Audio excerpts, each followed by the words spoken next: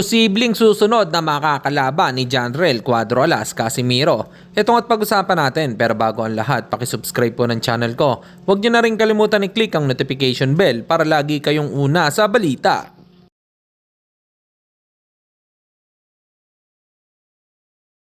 Pag-usapan nga po natin mga kaboxing, Carl James Martin versus Naoya Inoue. Pwede na ba itong maikasa ang bakbakan?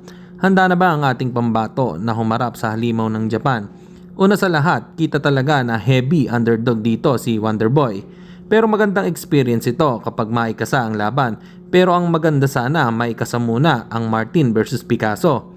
At kung sino ang manalo dito ay pwede na kay Naoya Inoue. Samantalang posible pong makakalaban ni Janrel Casimiro na si Mugicha Nakagawa na mortal na kaaway po ito ni Kyunosuke Kameda na dating nakalaban ni Cuadro Alas ay nag-dirty finger kay Cuadro Alas.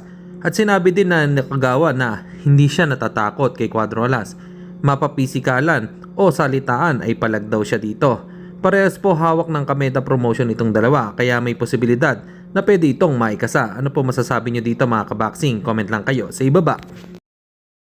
At sa kabilang balita naman tayo mga kaboxing, bumili ng mamahaling relo si Cuadro Alas na Rolex. Pero hindi ito sa Kameda promotion. Ito ay noong kinalaban niya si Uguni. Kasi sa naturang post ay 2025. Hindi pala ito totoo, matagal na pala siya na bumili. Madami ang nagsasabi na babalik daw ang dangal or moral ni Janrel Cuadro Alas Casimiro sa boxing kapag ito ay bumalik sa pangangalaga ni Sean Gibbons at ni boxing legend Manny Pacquiao. Naniniwala ba kayo dito mga kaboxing? Ano pong masasabi nyo dito? Comment lang kayo sa ibaba. Hanggang dito na lang muna ang ating balita. Dito na lang ang aking boxing news report. Babu!